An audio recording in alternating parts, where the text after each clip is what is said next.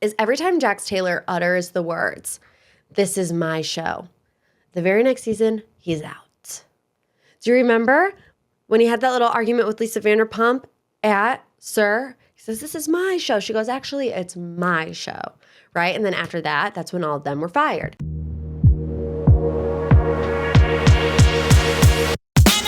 Hello, and welcome to another episode of Morgan's Pop Talks, breaking down the latest in reality TV and pop culture.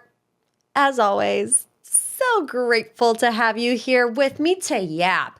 I'm feeling it. We got the hair slicked back to the gods. You know, I get like more brain power when I have my hair slicked back. I have the air purifier right next to me. I've never breathed cleaner air than I am right now. And Justin Bieber is back. So it's like, what else could a millennial need than a slick back bun, an air purifier, and Justin Bieber's new album? Nothing. We're all living our best lives this week, right? Right. I have 12 pages of notes to get through today with you guys. 12 pages. It is size 14 font though, and like 1.5 spacing, just to give you kind of a glimpse. But normally it's like 8 or 9. But we have a lot to discuss. We're talking Bieber, we're talking Scheana Shay, we're talking Love Island, and we're talking Paige DeSorbo and her new man. But right before I popped on here, and this always happens, it was announced that Jax Taylor will not be back for season 3 of The Valley. So here's just a little bit of a teaser for our Bravo Friday happening at patreon.com/Morgan's Pop Talks. Jax Taylor not returning for The Valley season 3, says he's going to focus on his recovery. Good, right? We're all like, good. The Valley to me right now is completely unwatchable. It's unwatchable, which is sad because it started off strong, had a really good first season, but there's no joy in the room anymore. Like, where has all the joy gone in The Valley? Are they all just miserable over there? That's the vibe that it was giving. However, now Jax is leaving. I like Danny and Nia, I will say that. Jax is leaving. And I'm always in the middle of a Vanderpump Rules rewatch, right? Always. I'm on season 5 right now, again, for like the 12th time. And what's funny is that every single reunion that you get to of Vanderpump Rules, Jax Taylor says, "I'm a better version of myself now than I've ever been." And it's like every single year, he's like, "I'm trying to be a better me. I'm working at being a better me." And I want to believe him so bad, right? Because you guys know I'm naive. I'm a forgiver. I take people at their word. It's just who I am, you know. I want to believe that everybody is the best version of themselves at all times. But sometimes people aren't. And sometimes people lie. And that, I have a hard time computing that sometimes. So I'm like, every time Jax says, "I'm doing what I can to be a better person," I'm like, yes, come on, Jax, let's do it. Let's do it. And then we get to the next reunion and it's the same thing. So time will tell, right? But I also think what's interesting is every time Jax Taylor utters the words, "This is my show," the very next season, he's out. Do you remember when he had that little argument with Lisa Vanderpump at Sir? He says, "This is my show." She goes, "Actually, it's my show." Right? And then after that, that's when all of them were fired. Well, now he's saying that to Brittany. "This is my show," right? Or who'd he say it to? Zach, "This is my show." And Zach's like, "Well, it wasn't your show for the last 30 days when you were in a mental health facility." And he said it again, and now he's out again. So we'll see. Some people think that this is a little bit of damage control because Jax has been just abhorrent on this season of The Valley, and he'll be back in season 4. I don't know. We'll see. But let's move on to what we're really here to talk about, Justin Bieber. You guys, believers, how are we? We needed this so bad. Millennials, I know, we've been down and out. We have been dragged through the mud, kicked while we're down. And here comes Justin Bieber in this new album swag to save the day. Okay, I have not turned it off. I saw this video. Justin Bieber reposted it. But it was of this guy. It was hilarious. And he's like, Justin Bieber needed to remind us who he was. Like truly, we were all dogging on Justin Bieber, which I still have some bones to pick with the way he decided to talk about Hailey in the public. We'll get to it, right? But we're all like, is Bieber okay? What's going on with Justin? Then he drops this album and you're like, there he is. You know, there's the Bieber that we all know and love. Oh, we don't really know him, but we love him. Okay, so this album is Justin Bieber's first album since selling his entire music catalog for over 200 million. So basically that means this is the first album that he has 100% control over. All of the proceeds are going to him and his family. So we're happy for him. Hailey, when this album came out, because it was a surprise album, right? Hailey reposted this massive Times Square billboard of Justin and Swag. And then it said, is it finally clocking to you bleeping losers, right? Because everybody has been like, what's going on with Hailey and Justin? Is their marriage on the rocks? What's going on? Okay, well, it makes it seem like she's saying all of this behavior was because Justin was getting ready to release this album. Is it clocking to you now? Which, like, I don't know about all that. Remember when Justin Bieber got on his Instagram and wrote this really long Instagram caption about how he told his wife she would never be on the cover of Vogue? I'm like, does Justin Bieber need to pull those kind of antics to get people excited about his music? I don't think so at all. What makes more sense to me is it's not clocking to you. I'm standing on business fighting with the paparazzi. You know, that type of taunting I can get behind because it's a little bit like tit for tat with the paparazzi and Justin Bieber. I don't like it when it drags Hailey into the mix. That's just my personal opinion. She could be fine with it, whatever. Also, there's this one part of the album where it's not a song, it's like just a little conversation that he's having with, I think, comedian Drewski, where he's talking about, you know, people are always asking me if I'm okay. Then it starts to feel like something is really wrong with me and everybody else is perfect. And I can understand the level of scrutiny that Justin Bieber has had to face his entire life is not normal and probably has traumatized him. Like, I'm not him, so I can't say with 100% certainty, but like, we all see what happens to child stars, and that's not a normal life to live at all, especially if you're like under a microscope all the time. It's not normal. However, when it comes to the past 6 months, I feel like the behavior warranted the questioning, right? Like, his fans at the end of the day care about him, want him to be the best version of himself. I mean, the past 6 months as a believer myself, I've been worried about Justin Bieber, right? Like I think also too, us millennials, we're off the heels of the Liam Payne situation, right? That just devastated us, still makes us sad, still feels like a huge loss from our childhood and early adolescent years. And then you have Justin Bieber showing, questionable behavior online. And I feel like it was just I don't even know if it was like a knee-jerk reaction, but at the end of the day, we didn't want what happened to Liam Payne to happen to Justin Bieber. And the Bieber fans were worried. Like, it looked like something bad was going to happen. So I understand what he's saying to a certain extent because the question is on such a massive scale compared to the rest of us. Like, if our loved ones are checking in on us, asking if you're okay, it's like a handful of people. For Justin Bieber, it's millions of people. And that probably weighs heavy on him. But at the end of the day, I really do think that from his fans, it was coming from a place of care.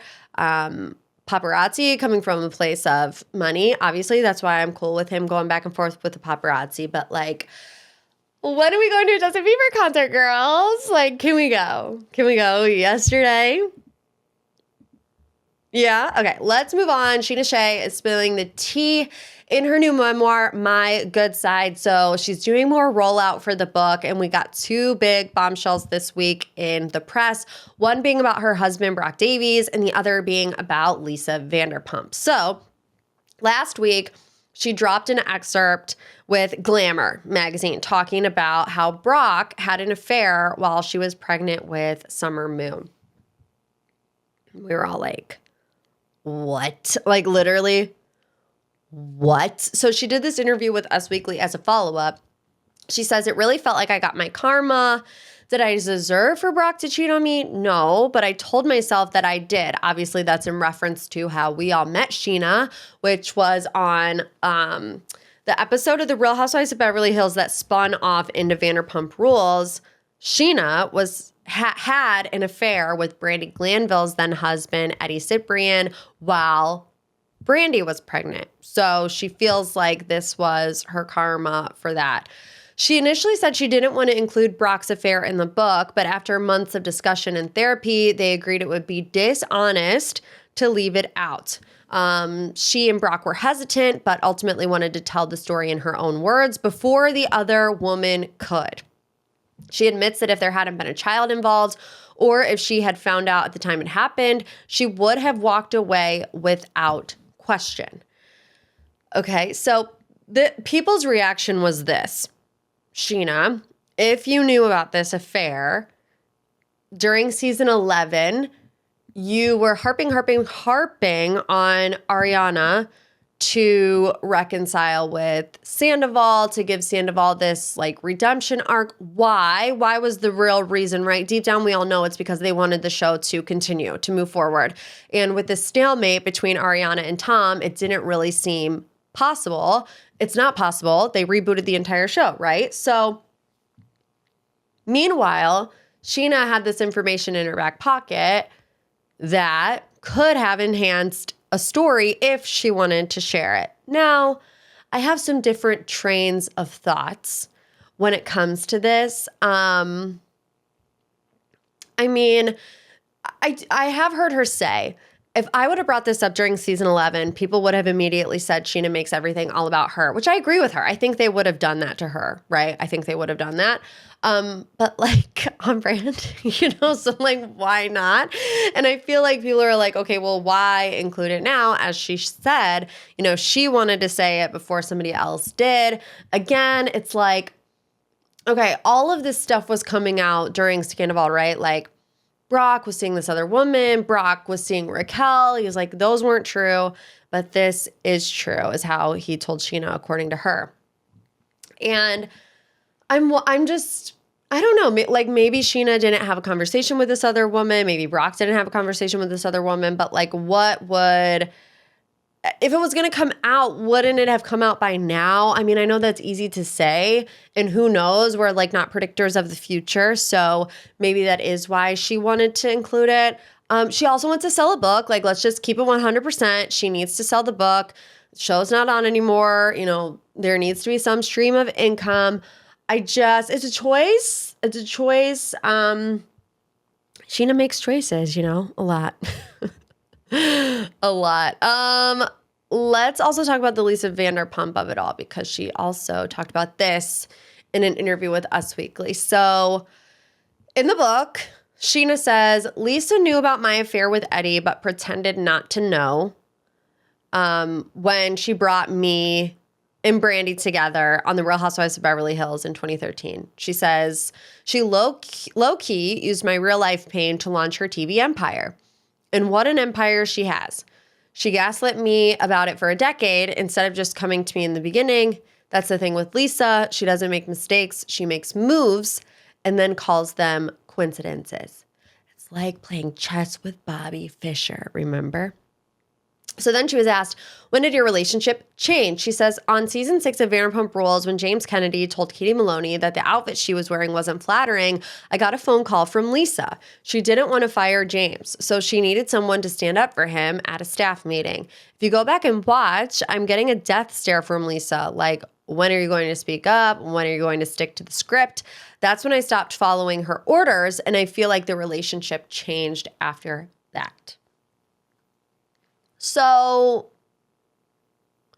when Scheana says she used my real life pain to launch her TV empire, pretending that she didn't know the situation with Eddie and Brandi, I find that hard to believe. I find that hard to believe because Scheana, I feel like also kind of had to know that was going to play out on the show if she's coming onto an episode of The Real Housewives of Beverly Hills while Brandy is a main character, right? Like, am I crazy, or is the math not really mathing on that? Like, you can say that Lisa Vanderpump doesn't make mistakes. She makes moves and then calls them coincidences. Can you say the same thing about Scheana? Okay, let's just leave it there. Let's move on to our third and final headline from this week's Pop 3. Sarah and Joey from Love is Blind Season 8 have hard launched their relationship. Now, even if you did not watch Love is Blind, this is a story. It's kind of a long time coming, but I will give you the rundown. So, Sarah and Joey, there's been rumors, speculation that they've been dating for a while. They've been playing a little bit of cat and mouse with the Love is Blind audience on social media and interviews. Well, they initially connected in the pods, but got engaged to other people. Sarah got engaged to Ben. Joey got engaged to Monica. Those two couples went through the entirety of the show. Both made it to the altar. Both said no for different reasons. Well, by the time the reunion started airing in March, there were already these whispers that Sarah and Joey were seeing each other. So at the time, Sarah had denied it. She was on the Viall Files on March 13th, saying she wasn't in any place to even think about a relationship. However, less than a week later, Joey's ex, Monica, claimed that she had a different version of events from Sarah. This is what she said. Oh, no, this is what Sarah said. There was a love square between me, Monica, Ben, and Joey. We were all talking to each other until the second to last day in the pods. Of course, naturally, in that situation and the circumstance, you do connect with people. I feel like me and Joey did establish a really great friendship. Now, I don't remember.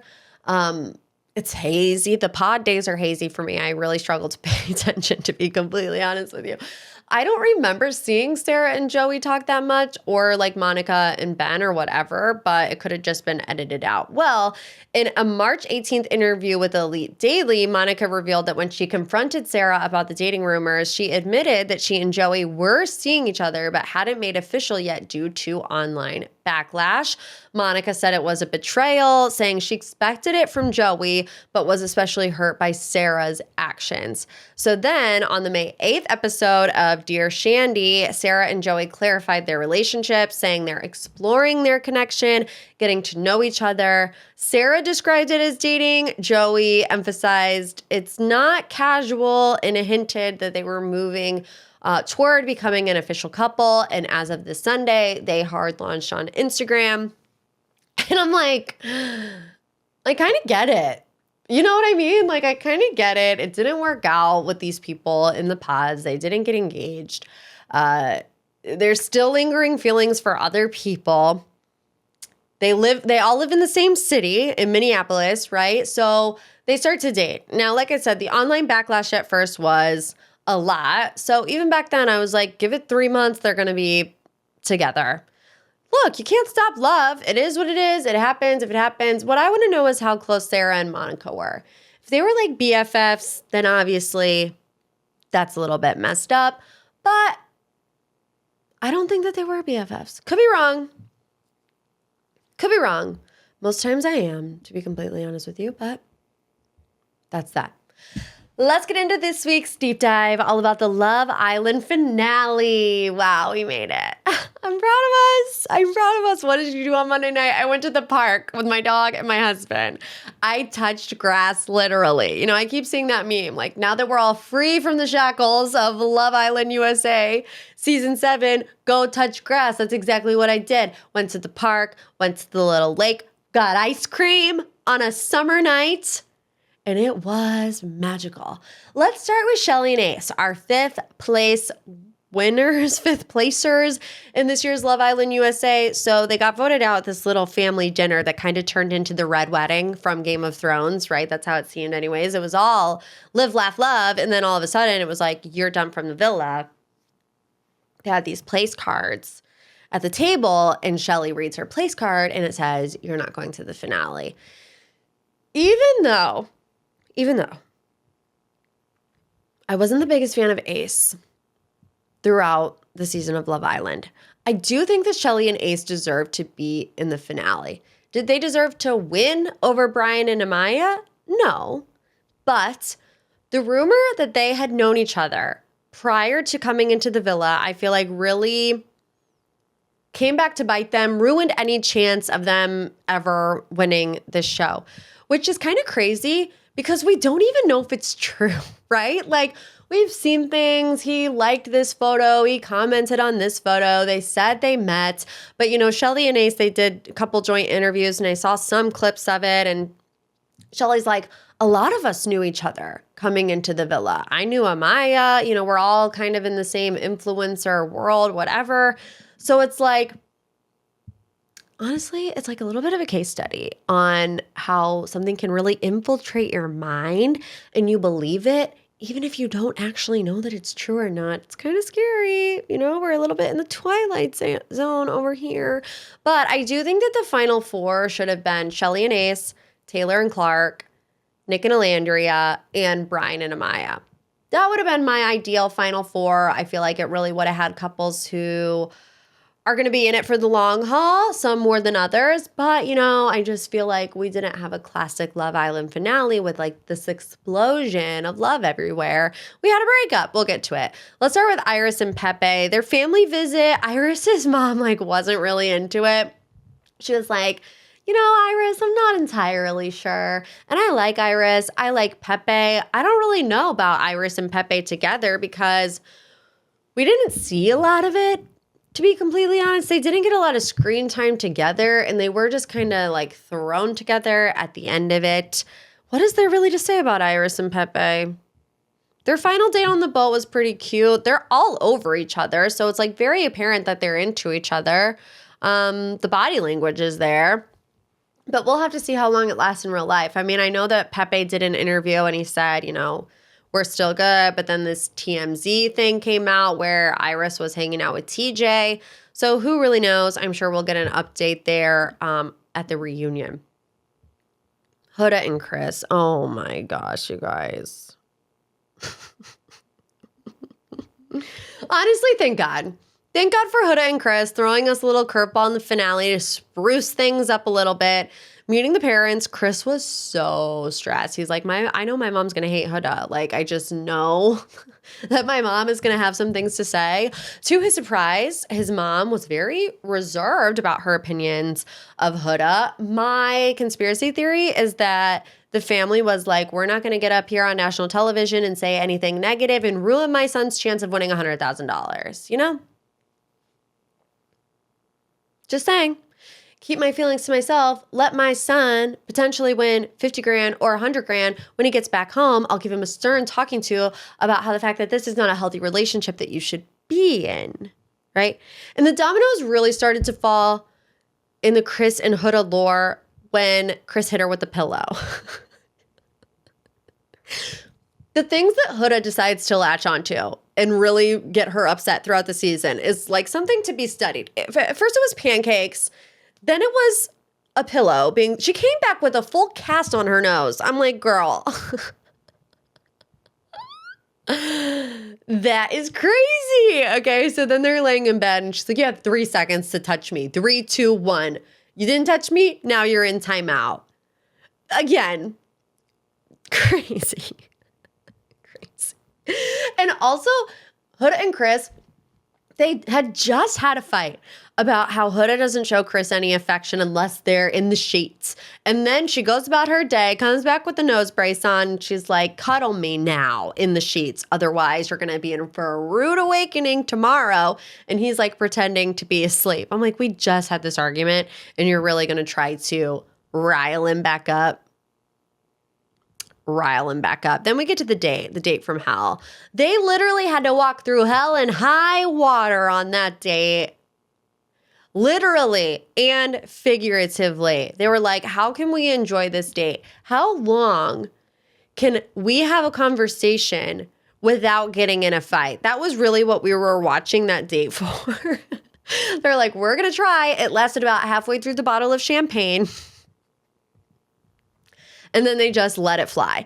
They really just couldn't see eye to eye on a lot of things. And look, I know that Hurrdat is a far from perfect person. I am not a Hurrdat defender. I think a lot of her behavior this season was very toxic. I think really, if you want to go there, if a guy had done half of what Hurrdat done this season, it would be a totally different story on social media, but we won't go there today. But Chris was really pushing for Hurrdat to be the one to break things off with him. And I'm not convinced that he was all that interested in continuing the relationship anyways. Like, he didn't even want to go on the date, right? Brian had to give him a pep talk and say, I think you should go on the date, put your best foot forward, and see what happens. So Chris trying to act like the victim of a breakup is a no-go for me as well. Like Hurrdat says, I think we should just be friends, which is actually the very mature thing to do. She's not going to put it on. Like a lot of other people, I feel like once they're in the finale, they would just put on a brave face, try to win $100,000 and then call it a day. She's like, I think we should just be friends. She's crying and upset. And then according to Chris, she's not allowed to cry and be upset because she's the one that just wanted to be friends. That ain't how it works. Just because Hurrdat is the one who wanted to be friends doesn't mean that she's still not upset about the fact that that is where their road led them. I mean, I do believe that Hurrdat came on Love Island hoping to find love. He's like, why are you crying? What do you mean, why am I crying? I just had half a bottle of champagne and broke up with you while this lady is singing about the moon and the stars. I'm going to shed a tear or two. And then he doesn't want to carry her back. He doesn't want to carry her back. And I'm like, Chris, just pick her up. You're 6'8". She probably feels like a toothpick for you. Just pick her up for 5 seconds and carry her through that hell and high water that y'all just went through. They break up and still get third place, which is crazy work by America. Absolutely insane. But that's how it ended for Hurrdat and Chris. Let's get to our runners-up, Alandria and Nick. Their parents' date went fantastic. They loved each other, which we knew they were going to. We knew that Nick's family ran his social medias, and they are all about Nick Alandria. I loved Alandria's mom. I thought she was so funny. I do agree with Nick's family that Alandria brings out a mature side of Nick compared to the freako Nick that we got with Sierra. Now, I also have said that I have struggled to see the romantic spark between the two of them. I want to be abundantly clear. It has nothing to do with their attraction to one another. They are very clearly attracted to each other. Have you seen their challenges? Anybody with eyes knows that Alandria is one of the most beautiful people to ever step foot on Love Island USA. The face card never declines. The body is body-adian, right? Like they're obviously attracted to each other. I think when producers originally coupled them up while their other people were still there, the fact that they found it, Nick and Alandria, weird because of Taylor and Sierra, I feel like that initial go-round stuck in people's head. Kind of like the Shelly and Ace situation where like you hear something, oh, they knew each other outside the villa. That gets filed away in the filing cabinet in your brain somewhere. And, you know, you open the file every now and again. I feel like that is what was happening with Nick and Alandria. And especially because Sierra and Nick didn't end their relationship on their own accord. It was ended for them. Had Nick gone up to Sierra and said, you know, I don't see a future with you. I would like to pursue Alandria because I feel like she brings out a different side in me. I feel like I would have been able to get on board with that a little bit easier. And this is not Nick and Alandria's fault. But really it's just around the unfortunate circumstance that Sierra got herself removed from the villa. You know, and I said last week that it ruined the show for many different reasons. And it did. It left a lot of unanswered questions. And like, don't get my words twisted. Her actions deserve a consequence. She deserved to leave the show. But there's still all these unanswered little loose ends that need tied up that aren't getting addressed because of the circumstances. And then we're supposed to act like it makes sense. You know what I mean? Like, it's hard for me to buy into the fact that Nick could be head over heels for Alandria when his connection that he's been with for 4 weeks has left the villa with little to no explanation, right? He said that. He said, I didn't get a lot of info, just that it was a personal matter. Like, if that were me, my wheels would be spinning. I would constantly be thinking about what happened, what's going on, is she okay? Is it something really bad? Is it something that I'm going to have to separate myself from? How do you have all of those thoughts in your head and then also focus on building a new relationship with one of your closest friends in the entire villa? I feel like that would have been hard. Now, I did see a little snippet from Nick's interview on Chicks in the Office where he said that it wasn't shown, but him and Alandria did have conversations about how their circumstances were so bizarre, right? With the Sierra leaving and with Taylor coupling up with Clark and then them leaving. And that really bonded them. We didn't see that, right? Which I feel like if we would have saw them bond over those types of things, you know, their relationship would have made more sense to me on the show. It's kind of giving Leah and Miguel, right? Where I really have had to eat my words because last season after the finale, and it was no shade against them, I like Leah and Miguel as individual people. I like them as a couple, but we didn't see a lot of them on the show because they coupled up really late. And I'm like, I don't see them working out in the real world. Well, lo and behold, they're still together. And you've even heard Leah say things sometimes like she feels like they didn't get a fair edit. So I'm wondering if it's the same for Nick and Alandria.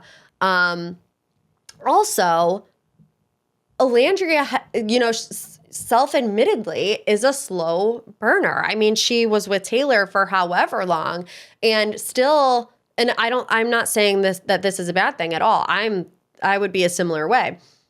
You know, she was with Taylor for however many weeks and they still weren't like all over each other. You know what I mean? So I just feel like we only got Nick and Alandria for a week on the heels of these circumstances, elephants in the room that aren't allowed to be addressed. And then you have Alandria, who is a slower burn, who isn't all over somebody with PDA. So it was just hard to visualize.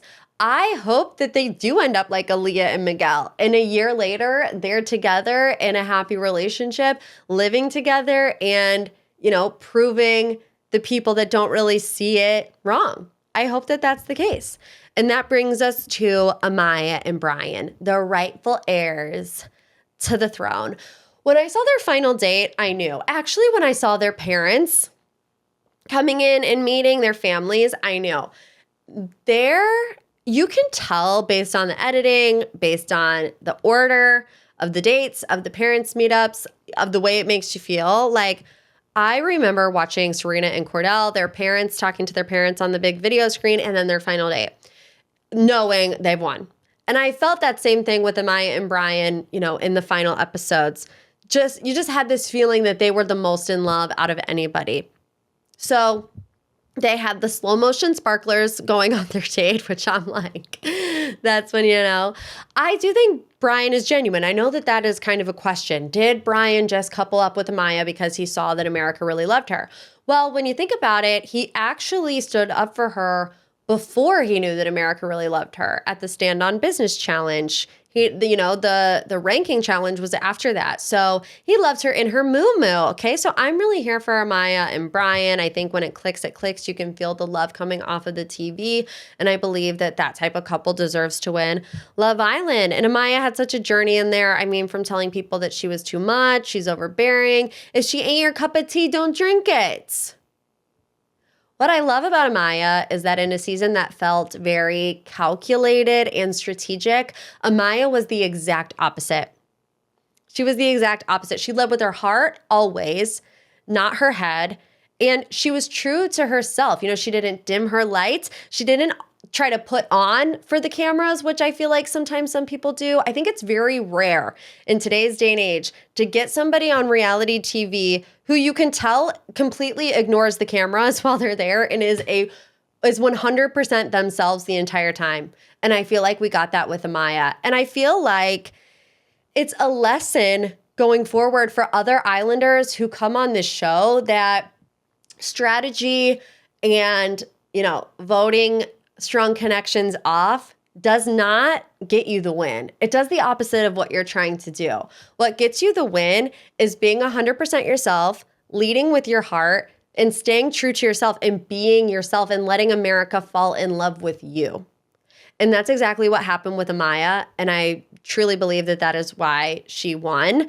I know we didn't know Brian as long, but it did just feel like a piece of the puzzle was put together when Brian and Amaya coupled up, and we're so happy for them. We are getting a reunion hosted by Andy Cohen and Ariana Madix, which is interesting. The Andy edition is interesting to me.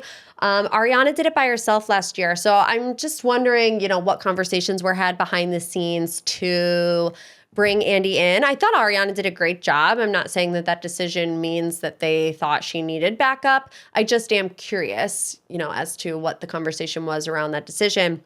It drops on Monday, August 25th on Peacock. Here's what I need from the Love Island USA reunion. I need to know if Nick and Sierra have had conversations post-finale. Have they talked? What have they said? What is going down in the DMs? I think that they unfollowed each other. I don't really know. Are there still feelings there? Will we get any of that resolve on the reunion? Will Sierra even be invited to the reunion? These are all questions that I have. It's really hard for me to believe that there's like zero residual feelings between the two of them. I mean, they were hot and heavy on the season of Love Island. And when it comes to Sierra being invited to the reunion or not, I understand that there are arguments on both sides to have her there, to not have her there, and there are valid points on both sides. But pretending like the Nick and Sierra relationship just didn't happen at all makes the show feel less genuine. Like, we can't just pretend like it didn't happen. I know it's this huge elephant in the room. So how are they going to approach that? I'm interested to see. Like, bring her out for a segment, let her have a statement or something, or let Nick address it. But we need answers. Please don't chip us of the answers. I can't be listening to 12 million podcasts trying to find the answers, okay? And how much do you want to bet? That's exactly what we're going to have to do. Exactly. Okay, there you have it for the deep dive. Love Island USA Season 7 officially in the books until we get to the reunion. So let's get on to our final thoughts. Paige DeSorbo, official with Joe D'Amelio. So this started up again this week after Dumois posted a photo that appeared allegedly to be Paige DeSorbo and Joe D'Amelio walking hand in hand in Italy. Then we get a couple of articles popping up from Us Weekly, Page 6, saying a source shares exclusively with Us Weekly. Paige has been quietly dating Joe D'Amelio for a while now, and things between them are going really well. It says it took a few months for Paige to warm up to being in another relationship again, but she moved on after Craig and is genuinely happy. The source says Joe is a breath of fresh air for her. He's calm, grounded, and much more low-key, which is exactly what Paige needed. He's already met her family, and they really like him, the source says. It's a different kind of relationship, and Paige is embracing that. She's having a ton of fun. Friends have seen a different side of Paige and can tell she is really happy right now. This is the same guy that Paige was spotted with at the Eagles game in January. If you want to know how you can tell if Paige DeSorbo is really into somebody, what sporting event is she accompanying a man to, right? At first it was Craig. Whenever her and Craig started dating, she went to that golf outing, and I'm like, oh no, honey. I know for a fact that if Paige DeSorbo is going to a golf outing, she's going with a man that she is interested in. Lo and behold, like a little picture came out of her and Craig at the couples at the golf outing. Then you get this football game. Paige ain't going to no football game unless it's on a date, okay? Especially in January, Philadelphia, it's got to be freezing. She had that really cute puffer coat on, but like, no, thank you. So that's that. I am waiting to hear it from the horse's mouth, although I don't think we ever will, to be completely honest with you. I feel like she wants a break from public scrutiny of her relationships. In fact, right off the heels of this report that she is officially dating Joe D'Amelio, she recently told People magazine that she's taking a break from reality TV. She doesn't want to come back anytime soon. She says, reality TV was so fun, and I feel like I was the perfect age to do Summer House and what the vibe was. I would never say never, but I think coming off it after 7 years, I would love a break. So, like I said, I think she just wants a break from her love life playing out in the public eye. Do I believe that she's dating Joe D'Amelio? Yes, I do. Even though I am waiting for her to say it, I think that Paige is a relationship girly.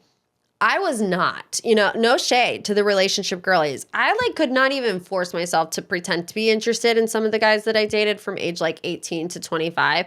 I had to talk myself into even liking some of my exes. I don't know. I just didn't really like a lot of people. I really only ever loved my husband, David.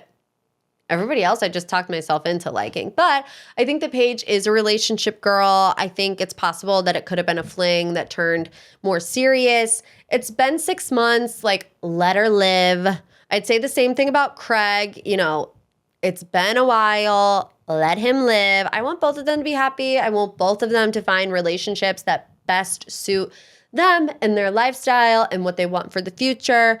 So it is what it is. I mean, I know the question on everybody's mind is the timeline. They broke up, early in December around Thanksgiving. There was this Jumois line that said she was with some guy at a New Year's Eve party. Was that guy Joe D'Amelio? Then she was in Miami. Then she was at the game. And it's it is what it is. We're probably never going to know the real timeline of it. And just let her be happy, I guess. Now, if it came out that there was something salacious going on, we'd be having a different conversation. But what are you going to do? I'm just surprised that Joe D'Amelio is the first guy that she's dating. I thought for sure she would have gone with an athlete or I don't want to say a tech. I want to say a tech billionaire, but not a tech billionaire. Those type of tech billionaires. I like the low-key ones that do have the private jet, the PJ, ready to fly away, from the Empire State Building or something, or a baseball player, someone on the New York Yankees. That's just what I was envisioning. But instead we have Joe D'Amelio. I don't know anything about him. Sorry. Maybe I'll do a little background research and get it to you for Bravo Friday. But there you have it. All 12 pages, 14 font, 1.5 spaces. I hope you enjoyed today's episode. If you do, please leave me a review, a little 5-star boop boop, a little love you like a sis. If you want more, Bravo Friday coming at ya at patreon.com/Morgan's Pop Talks. Now, I am thinking about revamping the Patreon. So if you're a member, or if you would like to be a member, I do have a survey up right now at patreon.com/Morgan's Pop Talks. If you fill out the survey, which takes 2 minutes, you get a free month of the Patreon. So go figure it out. Go tell me what you would like from me. And if not, I'll see you next week. And as always, love you like a sis.